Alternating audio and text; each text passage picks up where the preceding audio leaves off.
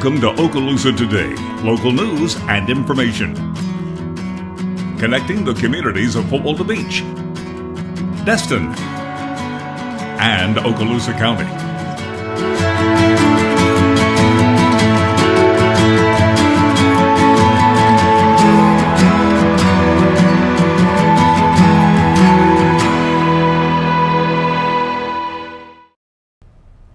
Welcome to Okaloosa Today on Cox. I'm Doug Rayner with the City of Destin. Today's program is about hurricane preparation and safety and emergency management in Okaloosa County. Destin's segment of the show is going to take a look back at last year's hurricane preparation segment and talk about the safety precautions that go through a hurricane before, during, and after a storm with Emergency Manager Tim Pietenpol. So take a look, enjoy, and we hope you learn something about hurricane safety. Welcome back to Okaloosa Today on Cox Communications. I'm Doug Rayner with the City of Destin. As you can see, we're in Okaloosa County's Emergency Operations Center getting ready for hurricane season starting June 1st. Joining me today with the City of Destin is Mr. Tim Pietenpol. Tim is the city's emergency manager and also the acting public services director and in charge of the city's emergency management preparations before, during, and after a storm. So Tim, thanks for joining us. My pleasure. Thanks, Doug. Well, the goal for today, to follow the county's lead, is to talk about really the preparation for a storm, what happens before a storm, during a storm, and after a storm in the city of Destin, and what our residents and our visitors need to know as far as preparations and so forth. So, sure. Tim, you've got a lot of experience in this area. You've been with the city how many years? 15 years going on. 15 years. You're a veteran with the city in emergency operations as well as just day-to-day operations. So your experience is greatly appreciated. So let's start by talking about preparations. Just in general, what would a family or someone living in Destin need to know and need to be doing right now? Well, there's several things that you want to make sure, when you're getting prep. I mean, most folks that live here, they understand, whether we're going to have one directly or we'll be affected by one, usually at least every year. So probably the number one thing is to get your family together and develop a plan so that you understand, the things that you're going to need, evacuation routes, things along those lines, so that in the event that something comes up, you're already set up, you're not worrying about it, especially with the time frame we're in now, with it being June 1st, hurricane season's right around the corner. So, right, and that's, you made a good point. And where we live in paradise, but with that comes the fact that it's not if a storm's going to happen, it's when. We're True. Going to have something come through here. Families being prepared, understanding, and things like that, evacuations and stuff like that. Let's get to a little bit more specific about your plan. Maybe securing your home at this time and things like that. Exactly. Yeah, some of the things you want to think about is fuel. You want to make sure your car's filled up all the time. You don't want to wait until the storm's imminent because lines will be long. You want to have a survival kit along the lines of bottled water, cash, important documents, those kind of things that when you get ready to evacuate, you're going to have ready to go. You want to have things along the lines of securing your house. If you've got storm shutters, of course, drop those. You want to make sure that don't wait until the storm is on its way, imminent, before you start cleaning up your property. You want to make sure if you've got loose branches or patio furniture, those kind of things that could become flying debris during the storm once it gets here that could cause additional damage to your house. You want to get those things secured now. Right. Something that you mentioned with the yard debris, a lot of people think, oh goodness, a storm's 3 or 4 days out. And luckily we have that kind of preparation time, but it's not always easy or available that all these things can be picked up by the service providers in the city. So, you lay limbs out by the road and they don't get picked up. They become projectiles and dangerous for your environment and people around you. Exactly. You start talking some of those high winds that are going to come through, you may have all that stuff set out by the side of the road, ready to be picked up, but it causes a problem. You want to be taking care of that now so that you don't have to set it out there when a storm is imminent, because they may not get to it. You may have branches flying through your windows. It's just not a good part of your plan to be taking care of that just prior to a storm. Right, that's just something to avoid and something that will make your life a little bit easier. So start today, start getting those things cleared around your home. The city's services with waste management, they pick that up for free on a weekly basis, so just make sure you do that. The last thing, or another thing we have here is the city will supply some sand. In case you need some sandbags, how do we have that set up, Tim? That's right. At our Public Works facility, we've got a sign up front that says maintenance yard. So actually located at 3949 Commons Drive. If we have a storm on the way, we provide piles of sand and sandbags for folks to come if they're prone to an area that with heavy storm water could flood. It's provided free of charge. You'll have to fill them yourself, but you know, at least we'll have that provided for you so that you can take that if you'd like. Right, and so in preparation, make sure you do go pick some sandbags up. The city does have a limited supply, but we definitely will supply those if something's going to happen. We feel like a storm's coming through. And the last thing we have here is make sure we notify others of your plan, that you let people know where you're going to be, what you're going to be doing, because if something actually comes through here pretty bad, others need to know where you are. That's exactly right. In fact, with the city of Destin, that's a requirement of ours. When we know that folks are going to evacuate, we ask them to make sure they give us their location they're going to be, a point of contact, and actually another family member, so that if for some reason we can't contact you, we can contact them and they may have heard to make sure you're safe. So that is a very, very important part of making sure everybody's safe. And in the preparation phase, the city's actually put together a good bit of information to help people understand what they need to be doing before, during, and after a storm. And on the city's website, cityofdestin.com, there is a place under the residents tab that's called Hurricane Information Guide. Right. Starting June 1st, that'll be active on our site. It's a 7 or 8 page document that details everything you need to know about storms in the city of Destin, also storms in general, shelters in the county, contact phone numbers, plans, what to do, what not to do. We really encourage our residents and our visitors, if they're here, to go download that form. They can print it or they can just get it online. Very important. The amount of information that's contained in there is just about all you would need. Right, it's very comprehensive. We work with you and your folks to make sure it's up to date. We've talked with the county and we feel like it's where it needs to be. We publish that every year, so we want to make sure that our folks take a look at that. Yeah. I know that the county mentioned their Ready Okaloosa app. That's something that's new. It's something easy. Just download the app. That way you can get the information you need, keep track of storms, and find out what will be going on. They keep that updated.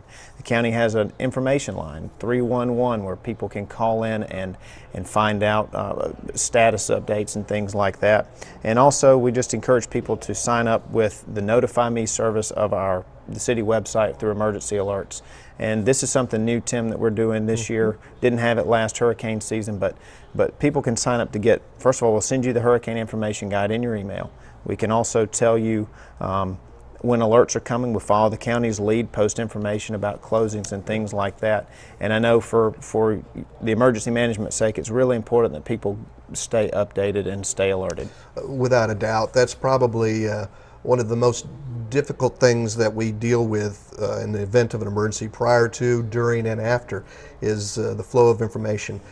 You've got millions of rumors flying out there. We get phone calls all the time, say, well, I heard that so-and-so, and with this app or the websites that you mentioned, that's going to be the most up-to-date information. You should rely on that because that's been gone through the city, to the county, probably from the state level as well, coming down. That's going to be the most accurate information. You're not going to have to worry about, so-and-so down the road told me that the bridge is closed, and you check that and you're going to know right away. That's right. We don't ever want to really take somebody's word for it. It can be substantiated through a lot of different avenues, like I said, 311 on your phone, Ready Okaloosa app, City of Destin's website, and that will really, really get you there. You just actually attended the hurricane conference down in South Florida, learned a lot, and you told us on the way over here that communication is the key. It really is to understand what's going on around you. Don't take anything for granted, and substantiate everything that you're hearing, whether it's in the media. You can do it through the county and the city.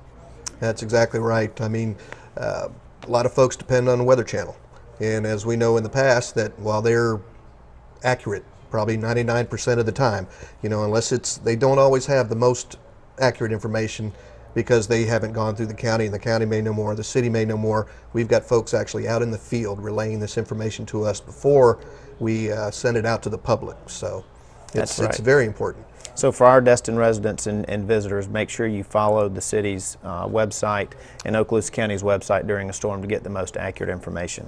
Let's move on to during a storm, and we have two different topics here. Did you stay here or did you evacuate? Exactly. And what if you stayed here? What are some of the big things you need to understand? If you stay here,